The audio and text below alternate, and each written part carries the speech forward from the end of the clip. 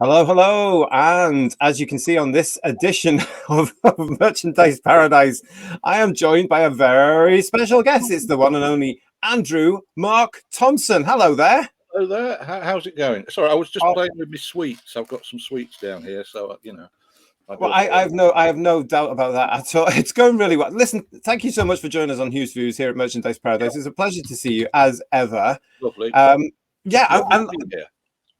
We've got loads to talk about, haven't we, sir? Lots to talk about because you've just published, or you're just about to publish, a brand new book. This lovely book that you're looking at. It's called "This Is a Fake: A Collection of Unreal Things." There we go. It looks fantastic. It looks beautiful. But before we get to that, I want to ask, as this is Merchandise Paradise, Andrew, are you actually a Doctor Who merchandise collector? Not as such. I used to be. I've been in fandom since about 1980, 81, and I used to collect the figures and toys and things. The only things I do collect now properly is the Doctor Who magazine and the Blu-rays. Those are regular things for me. But previously I did collect. That thing whereby you collect something and you get a complete set of something. Then what do you do? You're left. I'm imagining all these people with complete sets of Eagle Moss figurines now that it's stopped and finished. I'm thinking, now what? They're just they're on the shelf gathering dust, or if you're a really big fan, they're still in the boxes gathering dust. I buy some of the Eagle Moss figures, the ones quite make like if I ever like the look of them. It was odd because my local Asda, for some reason, every so often would have an issue in. When it was when you had to order it from your newsagent, you couldn't actually get it off the shelf. And I remember buying I bought Alpha Centauri. Right. The figure of that, bought it home, and I was absolutely amazed to pick it up. And I took a picture of it, put it on Twitter, and said, "Isn't life glorious?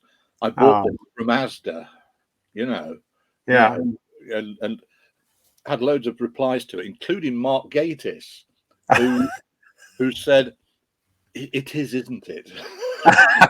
It's as simple as that. Yeah, and it was just one of those silly things. The fact that you could pick up a lovely figurine of an obscure. Well, I say it's obscure, but you know what I mean. It's a figure at the local supermarket, and some of those figures absolutely lovely. I never thought I would ever get a figurine of a monoid from the Ark, and and the monoid figure is beautiful in that it's doing the gesture, Yeah. Oh, I love that. I mean, this ties in nicely with that. And forgive me, but I the way you've done this book and all these illustrations, and it does seem to be the way that your mind works. I mean, we do slip into a parallel dimension when it comes to what you do, and it has been over the last few weeks, as of time of recording this here at Who's Views at 2023. We have had an incredible summer so far. It's been amazing. We've had, and of course, what our mind turns to in the summer is ice cream here in the UK. We love our ice cream, don't we? And I saw something that you did quite a while ago, and when I arranged to talk with you, I had to talk about these. I mean, these are just brilliant. And there's Alpha Centauri. Yeah, that's it. I mean, I like Alpha Centauri is fantastic. The poor thing should have had their own series. I'm being careful with their pronouns now because we're aware of that sort of thing. The Doctor refers to him as a him throughout it. He's an hermaphrodite hexapod. So therefore, it should be there and them and there. Oh, don't! You'll give me a headache.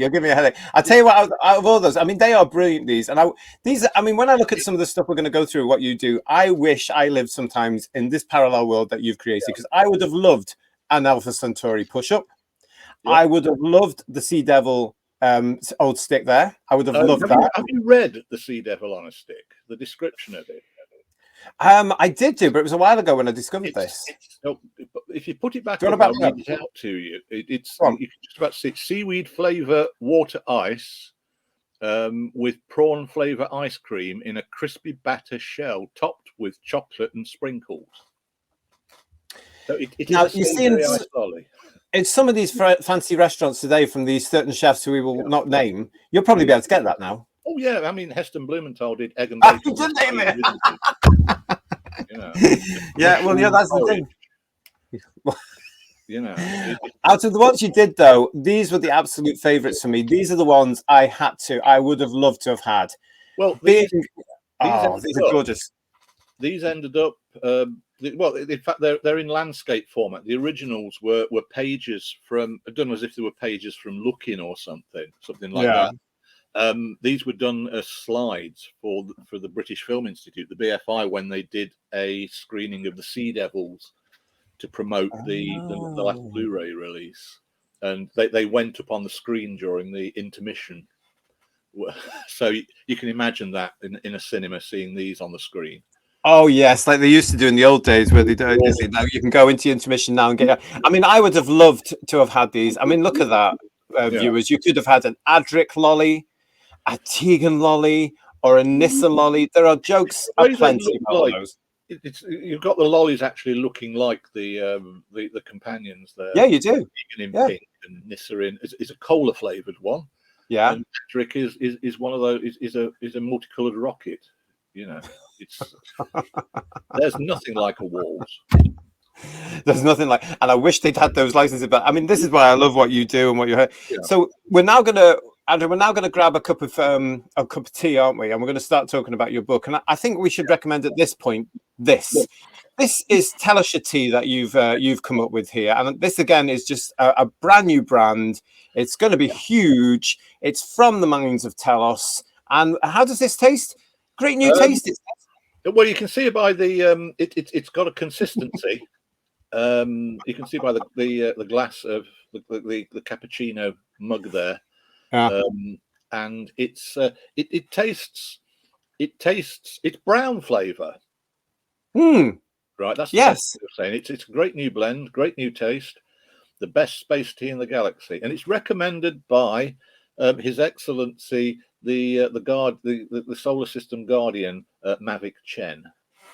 So, and what a huge recommendation that is, actually. So that's something that we're going to be talking about. There we are. There it is available. You can get it. You can't get it in all good retailers right now. It's fabulous. And it's within each box of Telus Shire tea, you get a free picture card.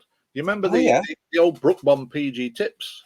Absolutely, absolutely. You get one of these free picture cards, right? And an album is available to put them in somewhere. Yes, there we go. There's an album to put them in. I mean, I love this. I just love this. The way your mind works, I love it, Andrew. This is enclosed with the actual book. So when you buy the book, you actually get a copy of this and 36 cut-out cards. I mean, they're just contact sheets, they are, but the cards will be cut out, so you don't have to have an adult. This is going to be a great show because we are entering Andrew's mind now of everything that could have been in that parallel dimension. These things could have been. I mean, it's just we are going sideways into this alternative dimension. Sideways. Where Doctor Who and these tie-ins. So let's have a look at this. This is a fake. Yeah, that's the collection of unreal things written by my lovely guest Andrew here and published by the wonderful Telos Publishing. Yeah. So listen, those pictures you were doing of the lollipops and all that, is this what inspired you to actually do a collection of all this work? Because you've worked really hard on this with these genius graphics you've done. Well, I've actually been doing all these graphics for about 5 or 6 years now. Okay. It's a lot of it originally was just as therapy, just to amuse myself and bring me out of mental anxiety and depression and all that mental health rubbish. And it was just to amuse me. I love laughing at my own jokes, which is not it's considered not a healthy thing to do for a comedian, but it's if it makes me laugh, and then I hope it makes other people laugh. I started posting them on Twitter. I'm very active on Twitter, and also put them on, and they started to get retweeted, and I built up a bit of a following on Twitter, and people are all. I mean, a lot of people say that Twitter's so horrible. It's a nest of horrible, bitchy. What's it? But I found people like my stuff, which is nice. Yeah, it's great. And it's that, and it stemmed from that David J. Howe, the publisher, the head of Telos, saw one of my pieces. I replied to something about that. There was a book came out a couple of years ago called The Doctor Who Atlas.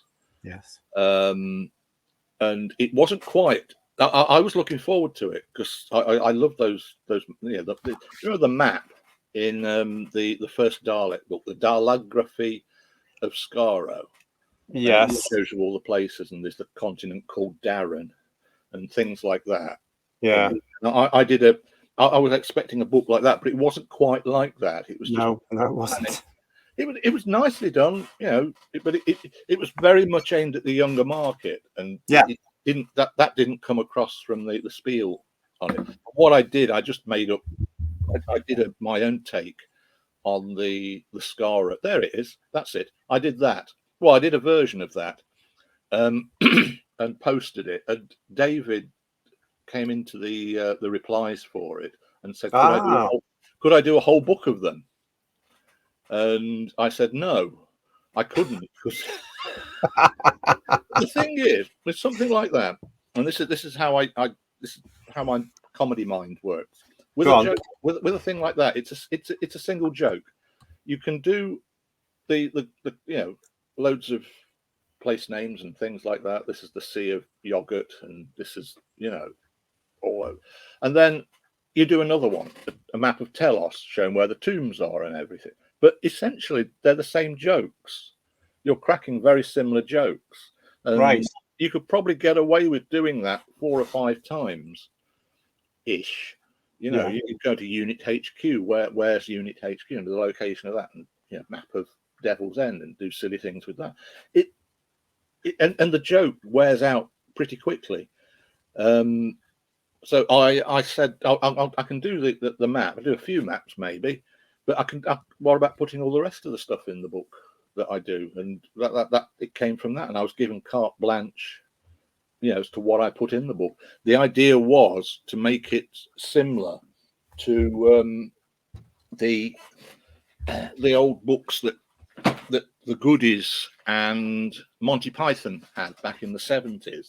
Yes. And you may recognize. Oh, wow.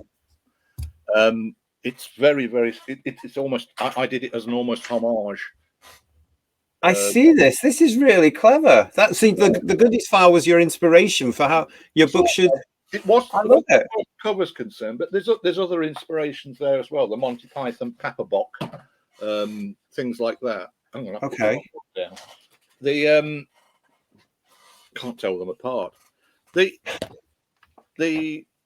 fact that it's just loads of documents and things. There's no coherency to it.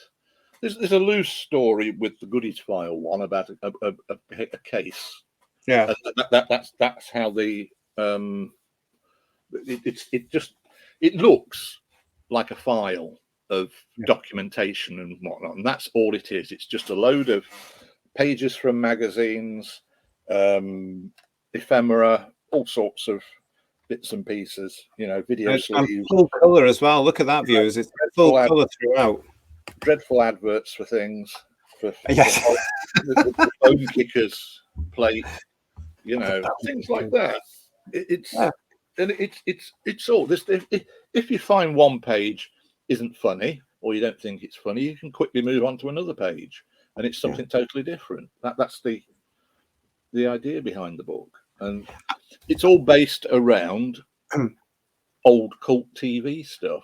Some of it's merchandise, some of it's TV listings, or stuff like that. It's all there, you know. Yeah. I mean, I love that. I mean, one of the pictures that you sent me, which I absolutely adore, to do with the cult TV shows, is this. Now, this took me back, God knows how many years, to the Janet Fraser catalogs and the K's catalogs and stuff like that. And looking at this was one of the pages I got so excited about every run up to Christmas. You know, what annuals are coming out. And in this, I mean, look at those beautiful covers you've done, which are all based on familiar covers we will know. But I was very, very interested to see that they're all around about 75 pence. So that that dates it, doesn't it? You know, it does date it. But I love the fact that that's part of the gag. It's really great. You can get an annual for 70p, please. Oh yeah, absolutely. You know, these are gone. It's that period, as it were. Well, absolutely. I mean, people forget that's how much they were, and that was expensive back then, wasn't it? Oh yeah. So that's the front cover of the Phase catalogue. Oh, I love it. I love that. Two kids there playing the game of wrestling. The 5 Doctors. Right. That guy, the kid on the the other one, him. You know, if you look at him carefully, does he look? He looks like a very young James Blunt. I'm wondering if it's an old photograph I found. I wonder if it is him. Anyway, sorry. That's... If you're watching, James, let us know. Yeah. That'd be great. Leave a comment in the back. But going through some of this stuff here, I'm gonna bring this up directly straight away from this, because again, this is about us going into your imagination of things that could have been in a sideways dimension and possibly could be. I was always a big fan, Andrew, as a kid, of the Dennis Fisher range. Oh yes. In that range, of course, we had the Tom Baker Doctor, we had Leela, the giant robot, we had the Dalek, we had the Cyberman, we had K9, we had the TARDIS. You know, we had all these wonderful, huge action figures, weren't they? I mean, they're now legendary in Doctor Who fandom.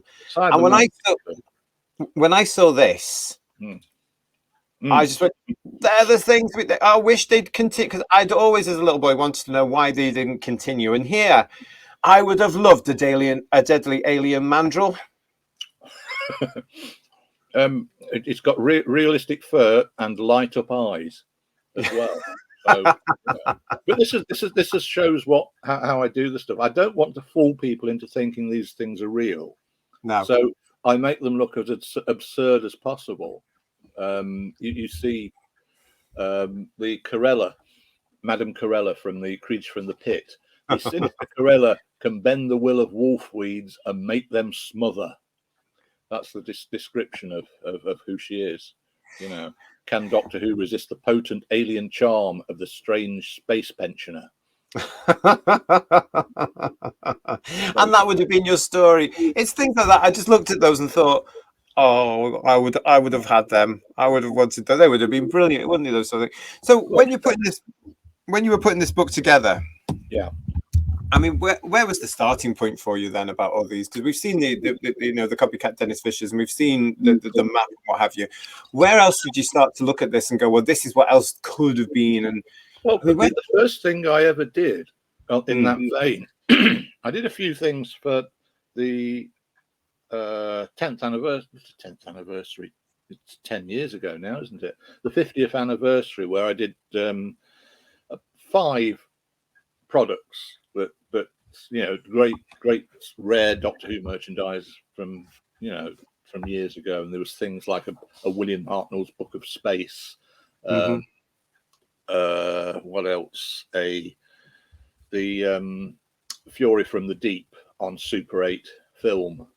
Things like that. I did those, and there was sort of wishful thinking sort of thing, bit of humour involved. I've got no idea where the original images are. I've just got small JPEGs of them. Otherwise, they'd have been in the book in the introduction. Yeah. But the thing I did an advert, and I don't know why I did it. I did an advert for Sapphire and Steel Ice Lolly. Oh yeah.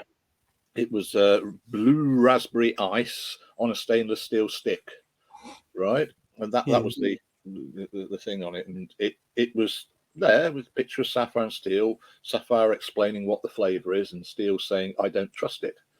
Right?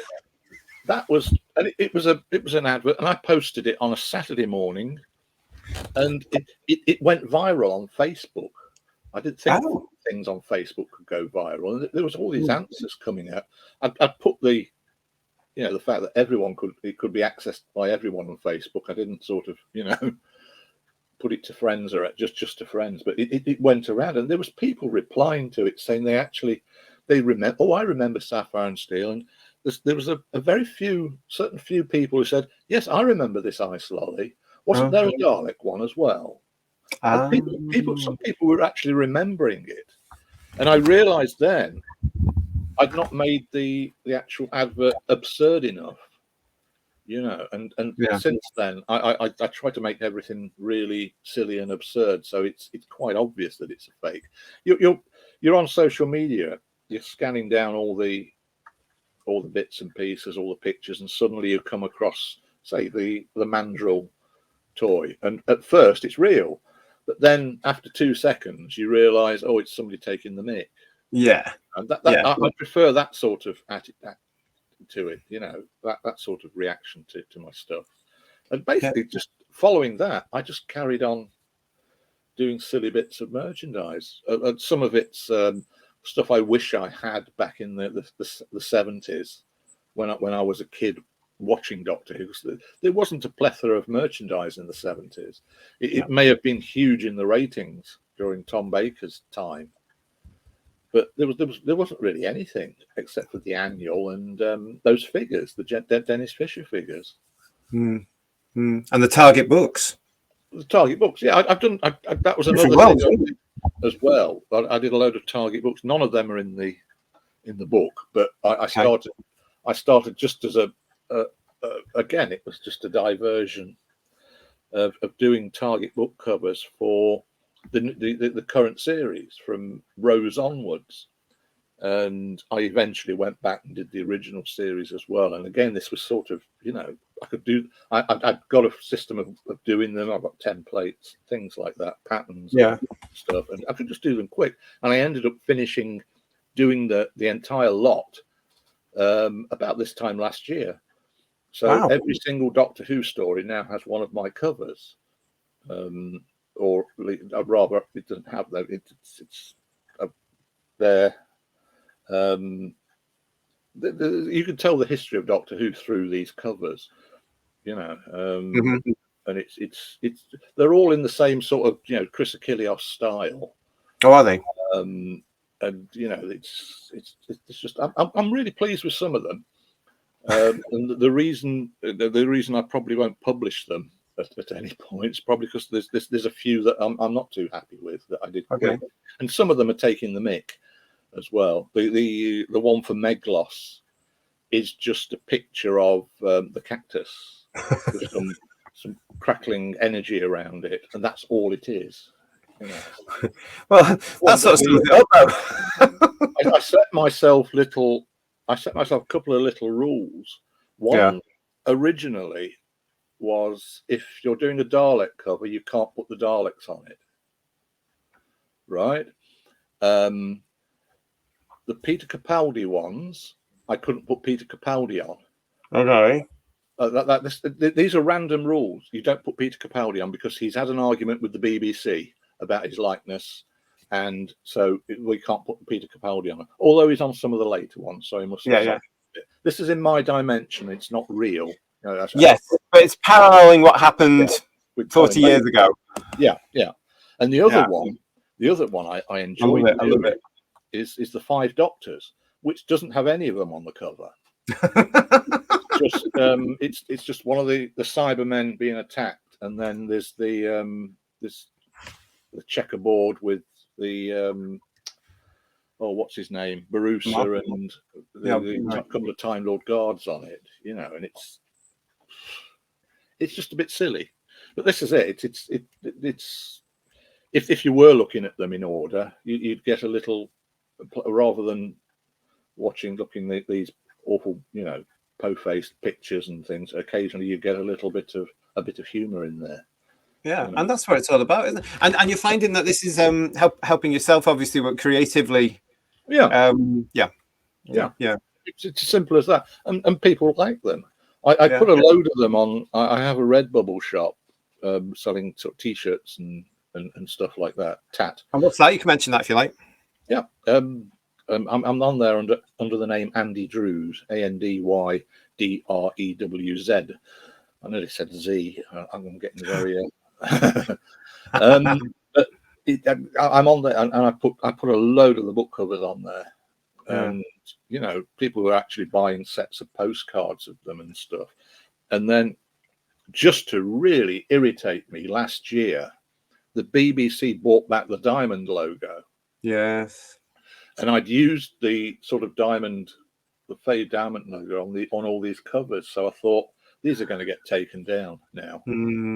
I originally used it on the grounds that the BBC weren't using it. Yes. I ended up taking them all down. So oh, bless you. So rather than having a huge takedown things, if you get taken down so many times, you end up having to close your shop. Absolutely. There we go. I'm wandering now, aren't I? Oh, that's fine. That's okay. Well, when it comes to the material that's in the book, I mean, as I say, these are things that you could never possibly get. But again, this would be one of the things that we would have wanted back in the day. A co-op exclusive, the Doctor Who road chase, a completely bonkers electric speedway. I mean, this actually just sums up Doctor Who completely, doesn't it? Oh yeah, and it's not in the book, and there's a very good reason why it's not in the book. In that it's what I did. It took me ages to do. I originally did it a few years ago. Right, but I had a computer crash and I lost quite a few Photoshop files. All I had was the small image of that, which I uploaded to my old blog. And so I wanted to put it in. So I went back and gathered all the elements again and put them all together and brought them, did something a bit more detail. There's a lot more detail in that than there is in some of my bits and bobs. There's a lot of text in it, and after I spent so long on it, I got bored of it. So it was finished, all done, and I thought, right, now how do I put it in the book? Because it's an odd thing. It's the wrong shape to put in the book. It's got to go on half a page. It can't go across 2 pages because a lot of the text will be lost in the guttering, right? And also, if it ends up half a page, you won't be able to read any of the so there's little figures, at the end. So my attitude, I was so peed off with it. I just thought, that's it. Put it to one side. I'll make a postcard out of it. And that's wonderful! I'll make a postcard out of it. We'll have to keep you to that. Definitely have to keep you to that. And these. These are. You'll recognise the design as being the weapon and what's the word? The suspects in a game of Cluedo, and I've done a. Let me think. Where is it? A version of Cluedo, and called it Destructo. Destructo. Yes, there we go. Destructo. Who murdered the mysterious delegate Zephon? There we go. And all it is you've got. I've managed to do a Cluedo style cover. Essentially it's the Dalek Master Plan as a game of Cluedo. Brilliant. So you've got things like a Varga Thorn can be used as a weapon and stuff like that. So again, it's not copying. I shouldn't say that. It's paying homage to stuff that's already available, but giving it a Doctor Who twist. I mean, the problem with the Cluedo one is that it's conceivable that there could be a Doctor Who Cluedo, the same way there is things like Star Wars Monopoly and things like that. But doing it as based around the Dalek Master Plan and the delegates seemed to be a novel idea, I think. Absolutely. And talking to your book covers, you have actually done some book covers in your time as well. I mean, we have these coming up now. These are the sex education series, from which, of course, Mr. Gatwa has come from. He's on all of the covers. He's on all the covers, and if they were real, they would do this. But I love this because this is based on a children's imprint from when I was a kid, and they're based on the Grange Hill novels. Am I not right? Or that's it. That's correct. Yeah. You can't see it very well on this, but you can in the actual book. If you look down there, they were Lion books. Yeah, that's right. HarperCollins Lion Yeah, division. Yeah. There's a little logo at the bottom corner of each book, and I've made the lion cross-eyed, and they're now called Clarence books. You get that? Yes. You're do you want to explain why? Yeah, Clarence Cross-Eyed Lion was a lion that appeared in a 60s family adventure series called Daktari, which starred a gentleman called Marshall Thompson. There's a name. There's a name. No relation whatsoever to me. Are you sure? There's a disclaimer on that one. Yeah. That's great. But I love this because I reckon there's music because I actually had 2 of the Grange Hill books when I was a kid. I don't know why, because looking back now, they absolutely nothing because it was just ridiculous. And this would be the same sort of thing. But then you've also diversified into these. Yeah, well, can you go back to the? I'll point something out to you. Can you see the authors? Yeah, just about. Yeah. Timothy Lee, Emmanuel Arsan, and Alex Comfort. Oh, right, okay. Involved in pornography. Oh, God. Timothy Lee wrote the Confessions books from the 70s. Alex Comfort wrote The Joy of Sex. And Emmanuel Arsan, well, we remember the film was based around Emmanuel, and I did that as a kind of little in-joke for it being sex education. So, Oh, well, very good. Yeah. I mean, one of those was a huge bestseller. Right, yeah, we brought those up for you then. Some of our viewers may look at these and think it's a little bit familiar. Well, again, this is that thing about you're scanning through Twitter and stuff, and these things flash by, and you'd be forgiven to think somebody's posted some pictures of some old Star Trek books. That's it. That's brilliant. Can you do it again? There we go. You see how I actually do them. I try to match them up as near as possible, and do them sort of as sort of little Mickey takes. I'm really pleased with the Doctor Who Must Die one, which is entitled Doctor Who Must Die, which is very silly. It's like how people were saying. Do you remember the DVD of Doctor Who and the Silurians came out? Yes. There were some little minorities out there who said the title on the front should be Doctor Who and the Silurians. I remember that. Yeah. But they made it Doctor Who, and it's a story called And the Silurians. That's right. Yeah. So I added that on it to just to show how ridiculous it would look. Yeah, but they are good. I mean, I remember the Star Trek things being in the marketplaces back in the day when you used to get marketplaces. It used to be clipped to string. Do you remember? And what always got me about them is at least the Doctor Who books had a continuity. You always saw the Doctor Who books before the Star Trek books were, because they all are different. It just makes me realize here how actually lucky we were, in a sense. Yeah. I mean, we had there's some nice. There's some lovely artwork on the Star Trek covers, but there's no sort of branding to it. Whereas with the Target books that we had, there was this look about them. They had a look to them.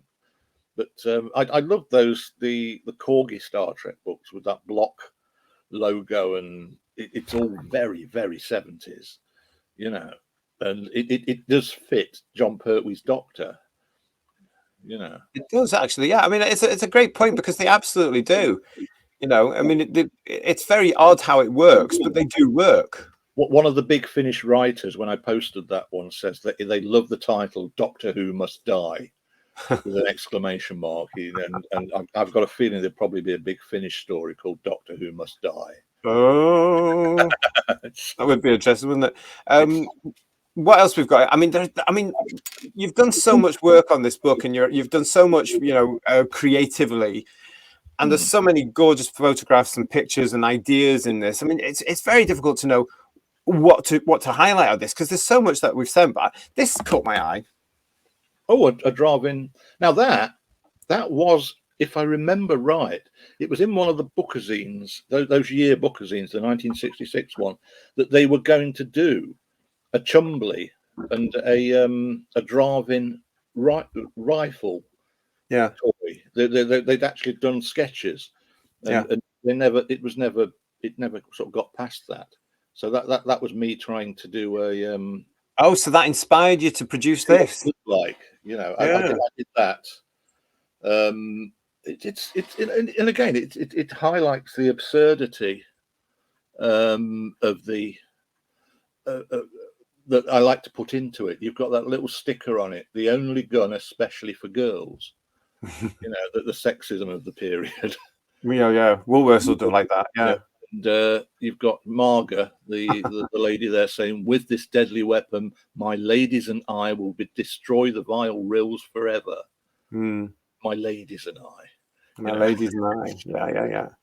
And the type font is very of the time as well. Oh, yeah. The Galaxy. That's the Man from U.N.C.L.E. font. Oh, is it? Right, cool. And it's the Man from U.N.C.L.E. font, and after the Man from U.N.C.L.E., it appeared in so many supermarkets after the time. You see, I always relate it to those shops as well, because it was on the front of shops as well, wasn't it? That sort of type. I didn't realize it had come from them first. Well, you remember the Man from U.N.C.L.E. logo? You've got Vaguely, the on that. It's very distinctive, and it sort of cheapens the Man from U.N.C.L.E. because you now associate it with old supermarkets. Yeah. Because there was one particular supermarket, wasn't it, that used that font for years. Oh yeah, they all did. It's just one of those things, I think. I was just having a rummage round because I've got something else. Oh, have you? On a similar vein, he said, and he can't find it. It's the only one that's not there. Oh yeah, there it is. I also did that one.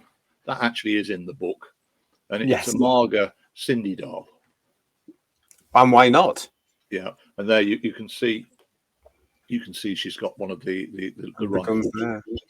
I mean, it's just so good. How long do these things take you to put together? Then, when you have the idea, when you've sat there and you've said, right, I'm gonna put this, I'm gonna do this. How long does it take you to do them? I have to do design it as well, Andrew, haven't you? I get bored very quickly, and I tend to do these very quick. Get them done as quick as I can, and then once I've finished them, I'd leave them and put them one side, and then I'll go back and see what they look like, and tweak them a bit, and then I'll sort of put them on Twitter, or they go into the book.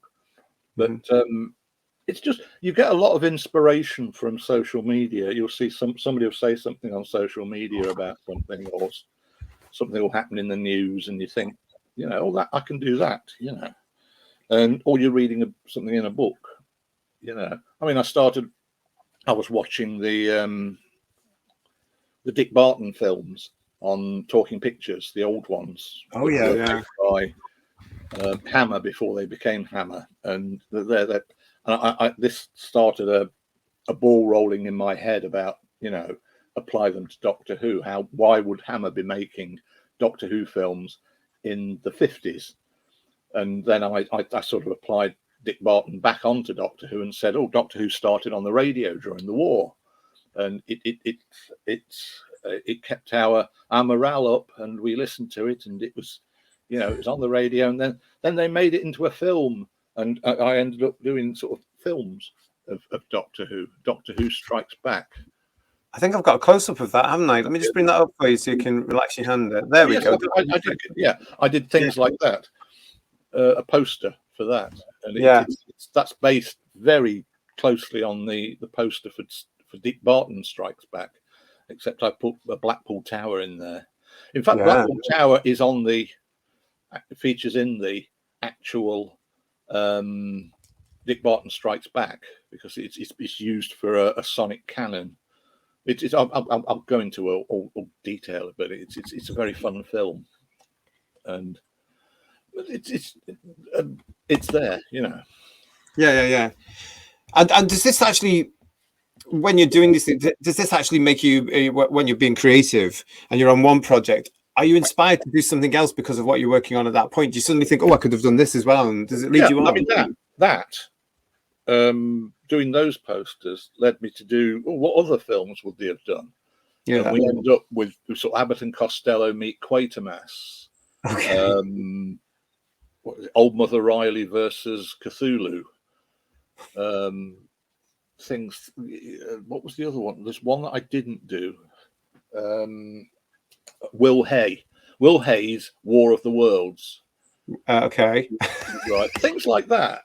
And there was another one. There's one that does make it into the book, but it's only a photograph that I did, and I couldn't get it to work. Was the old serial A for Andromeda, and I came up with a comedy version of it called Wahey for Andromeda.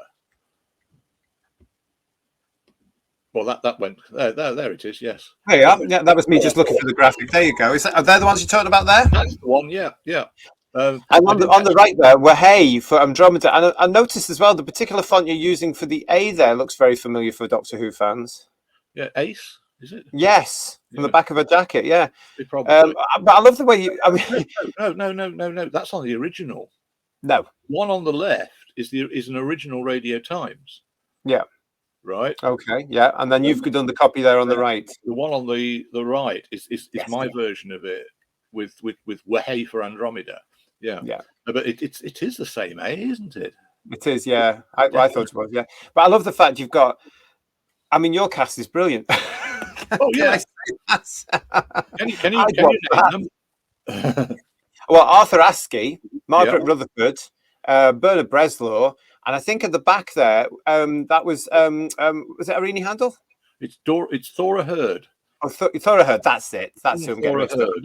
A younger Thora Hird. But I love the fact that it's Margaret Rutherford standing in for Mary Morris. Yeah.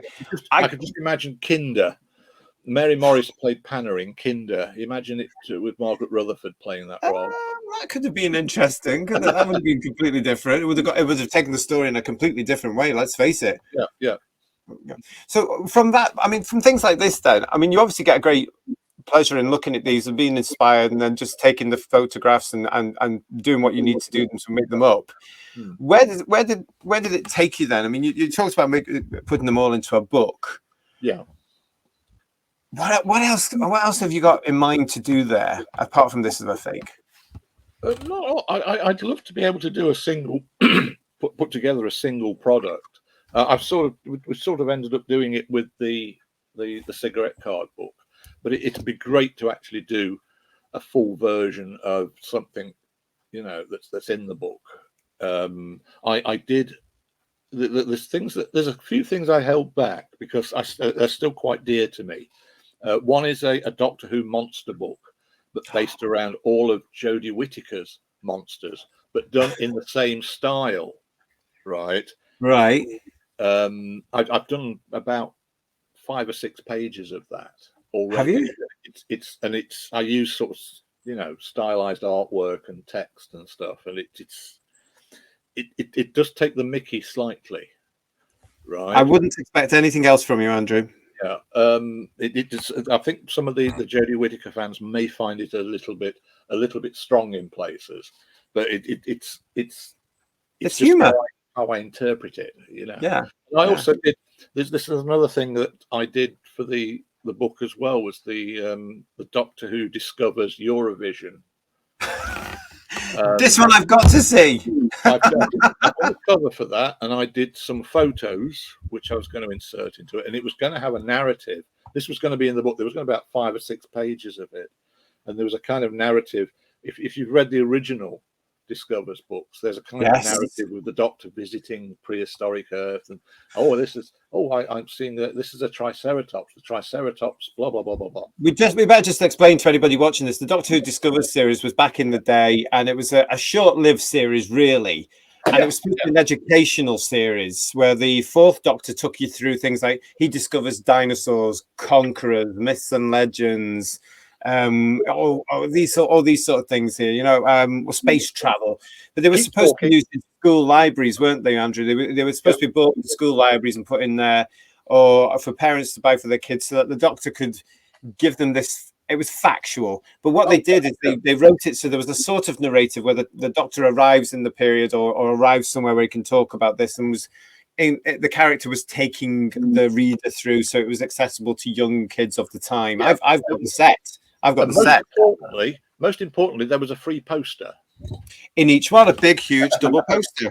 Yeah, But Yeah. I did. I actually printed out the cover. I was going to show you the cover, but it's not in this book. I put it somewhere, but Okay. I may have actually given it to somebody. But I did That's the. shocking. Sorry, That's shocking.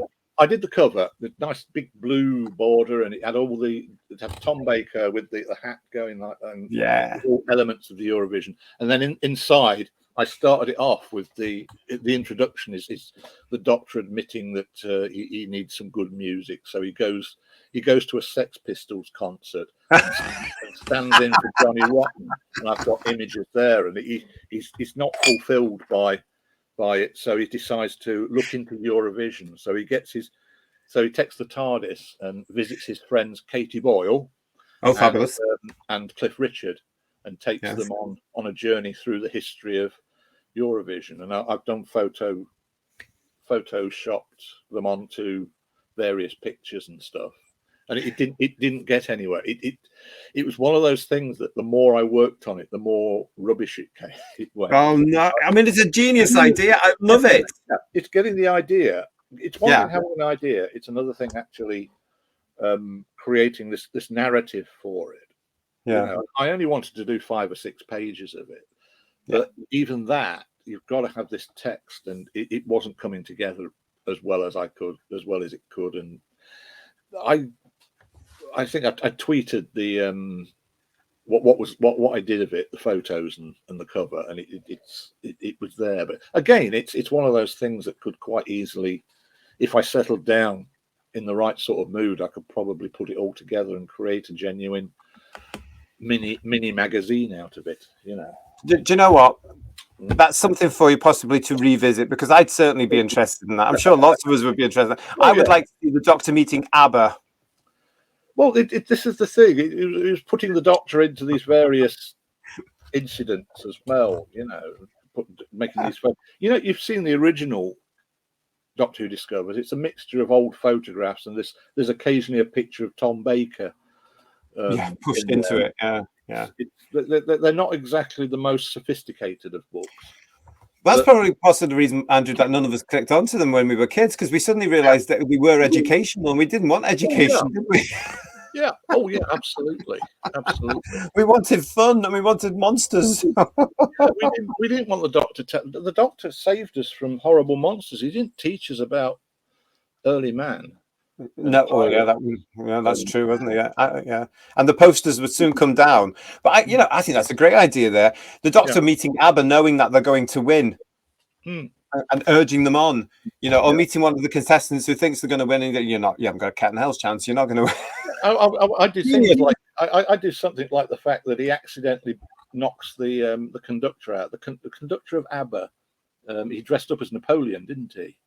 He did for Waterloo in '74. Well, he accidentally knocks him over in the corridor, right, and has to take his clothes and become the conductor. And luckily he knows something about music, so he's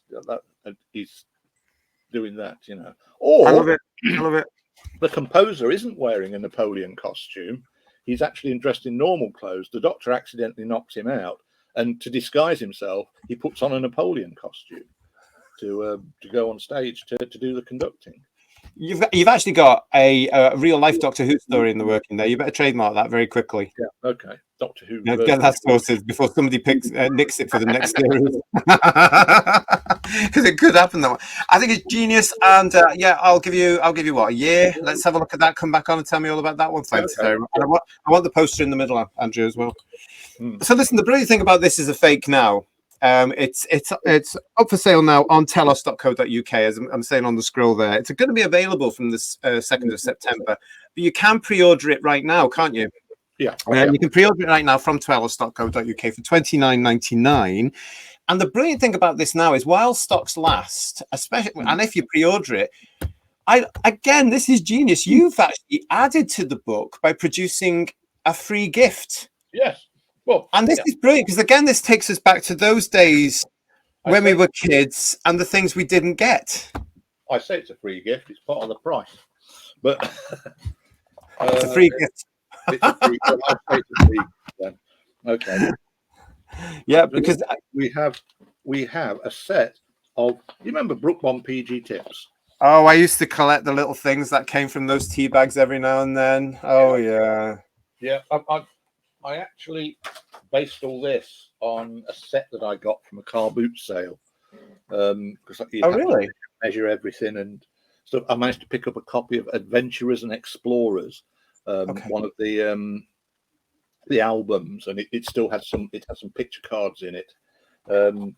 We should explain actually for anybody outside the UK watching this.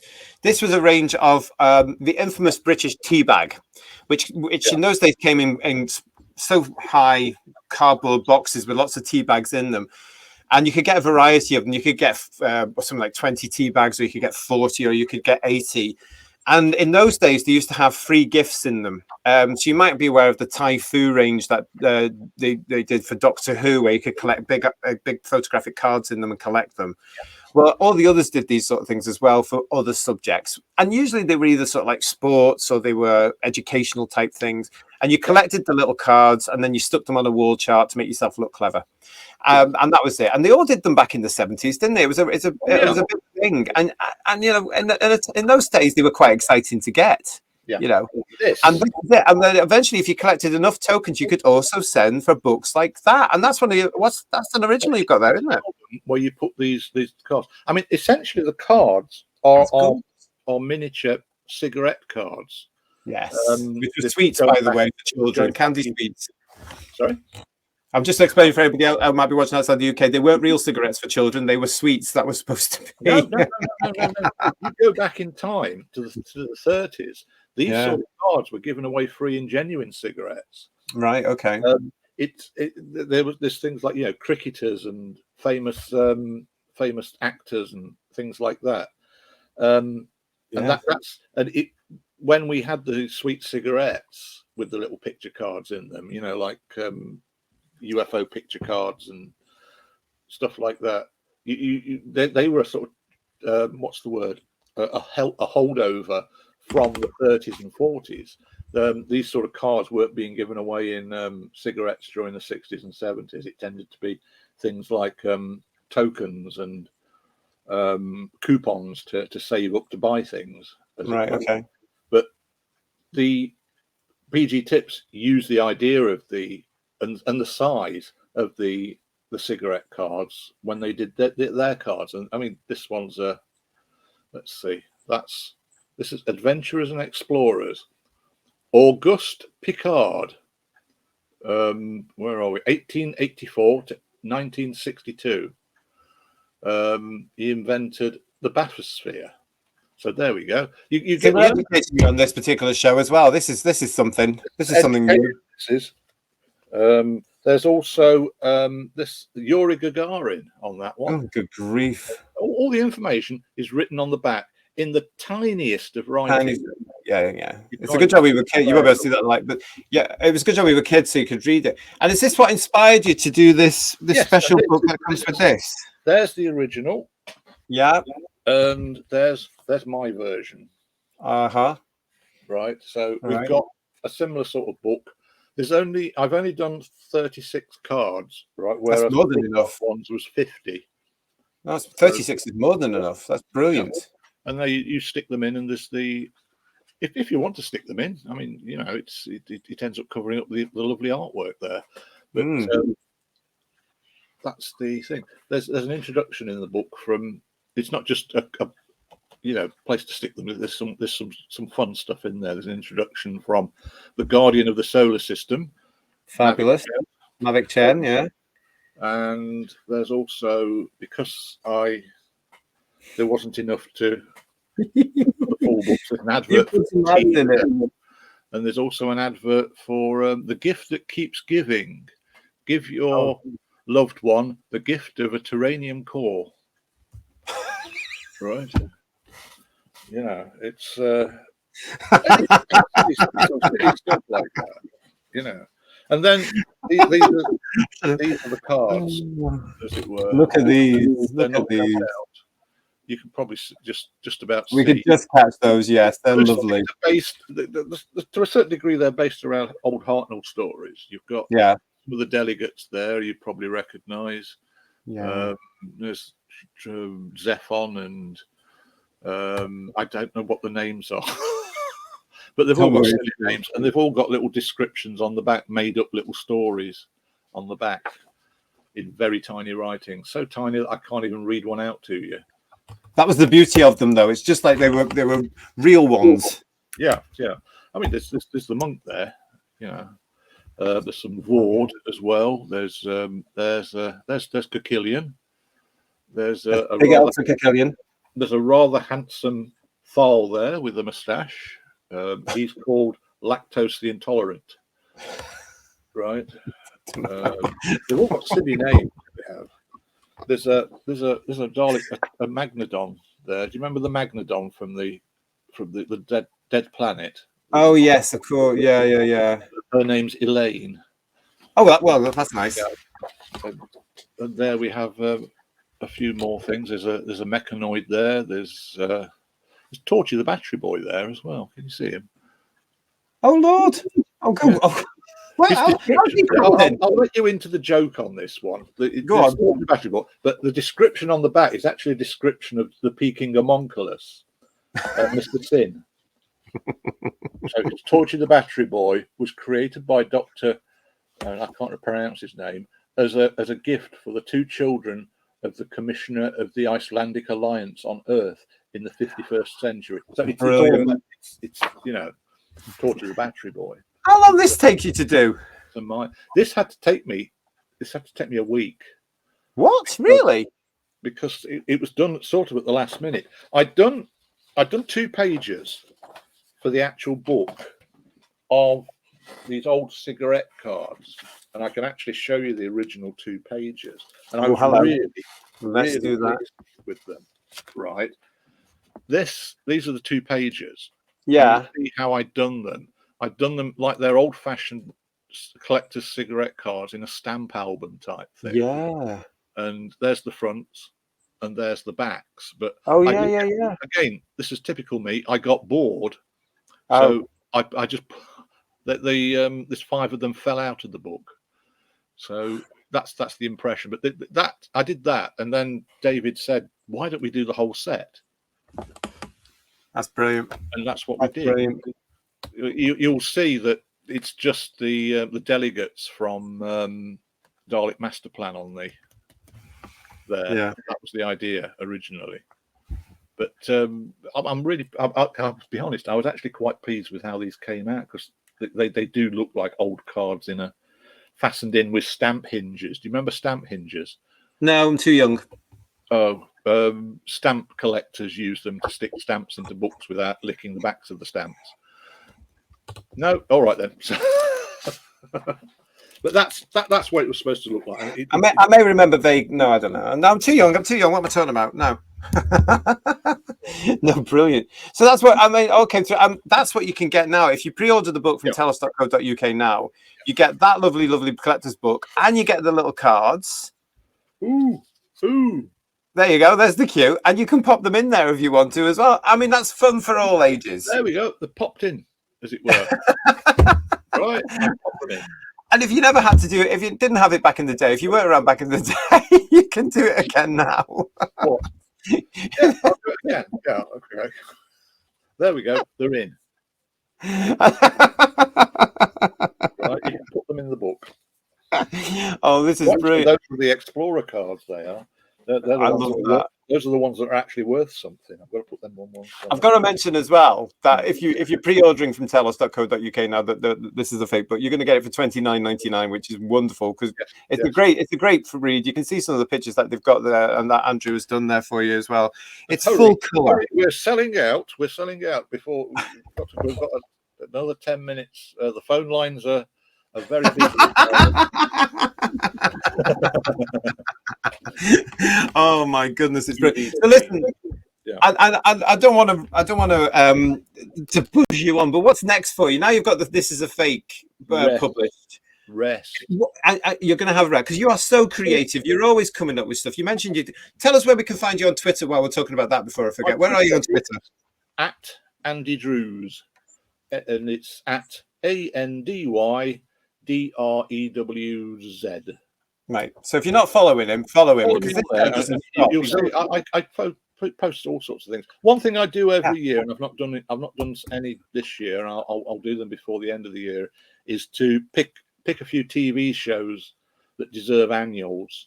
Yeah. And that's where those annuals came from. So if you look on the on that photo that of the books, you'll see I did ones for things like Vera, Line of Duty, Holby City, The Pact, which was a couple of years ago. That was Vigil at the Bottom of the Sea. I did, and over on the to the far side, number 18 is Cuffs. Do you remember Cuffs? I don't know. What was that? A police series set in Brighton, which made Brighton look like Miami with the color grading and everything. Was that some time ago? It was ages ago, and everyone's forgotten about it. But I did an annual for it. Yes, it does ring a vague bell now. But trust you to whip up an annual for it. Yeah. But this is it. It's things this year. I've done an annual for Nolly. Oh, yeah.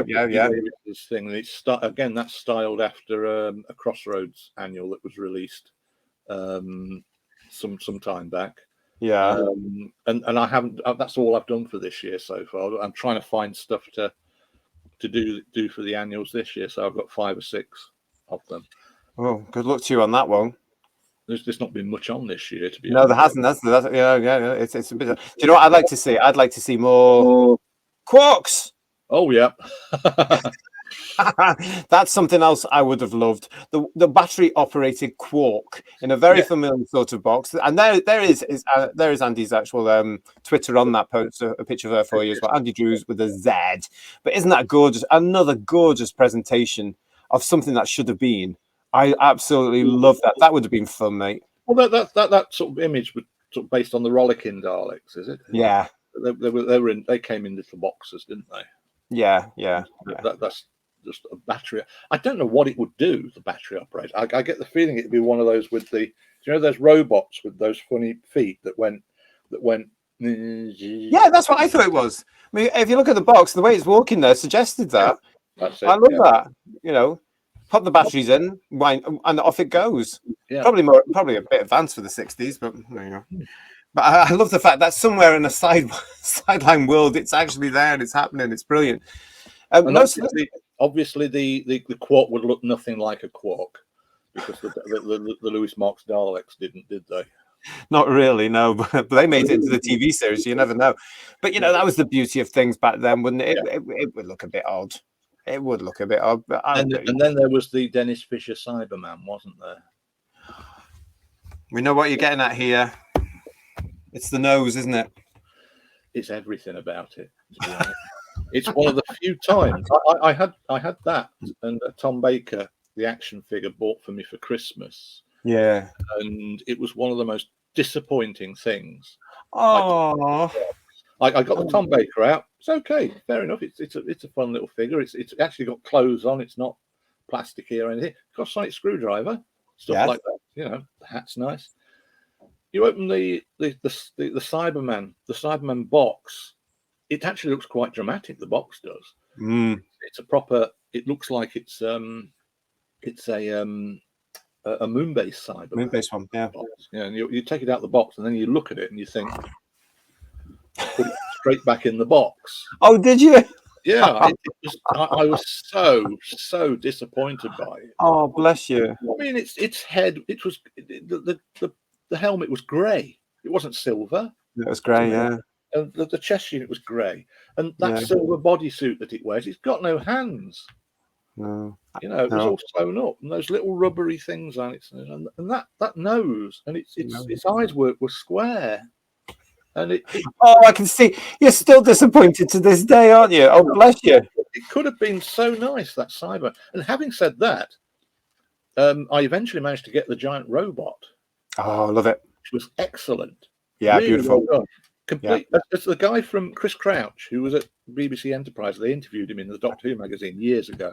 Yes. Of all the things that Dennis Fisher chose, it was the giant robot that was never going to be in the series again, and it had been in the series 3 years ago at the time, and it was never going to be in the series again, but they wanted a robot. Yeah, well, fair enough. But it's a lovely robot. It really is. I've still got mine somewhere, and the rubber band hasn't perished in it. Oh, don't. It's a fear of mine because I've still got mine. It's over there in a glass case. Nobody's allowed to touch it or breathe on it just in case, because I am worried about it. But it's those sort of stories. It's those stories that came up with those. And again, I'm going to show these because I love these. The things that could have been and should have been. I would have loved a deadly alien mandrill doll. Yeah. Well, look at the mandrill. You look at the text on the mandrill one. It's cheap-looking Muppet monster made of drugs. And the byline at the bottom is, "Can Doctor Who beat the shit out of it before it eats Romana?" Right. And again, that's making it completely absurd, so that people realise this is actually a joke. But that's your story there, isn't it? That's the story there for you to play with when you're playing with this on a Monday night. That's brilliant. That's fantastic. Well, listen, Andrew, thank you so much for joining me. I'm going to show this again. This is a fake, as I've been saying through the show there, a collection of unreal things. It's available from the 2nd of September from telos.co.uk, but it's available to actually pre-order right now for a price of $29.99. You're going to love it. It's a fantastic looking book. We've looked at some of the stuff that's in there just now. You're going to love that. Hurry, because we've got some phone lines free at the moment. So. You're terrible. You're terrible. Yes. Well, I'm looking forward to it. I'm looking forward to it immensely. I think it looks fantastic. So, well, listen, thank you for coming on. Well done on this book and all that creative energy you've put into it. And I'm so glad that it was also very therapeutic for you as well, because that's wonderful to hear. I'm off to the theatre tomorrow to see in Doctor Who: The Adequate Adventure. Woodrington Church Hall. There we go. This is going to be at Hooverville. These leaflets are, and I'm going to slip them onto desks and things as if they're genuinely advertising a genuine production. But you've got Lionel Blair there. You've got Quark, you've got some War Machines. War Machines. Oh my goodness. Goodrington Church Hall, and it says, "Tickets can be purchased from the deck chair attendant near the Rock Emporium. Bring home bucket." There we go. And if anyone's just tuned in, I have to remind you, this is a fake. It really is a fake. And you can look at these.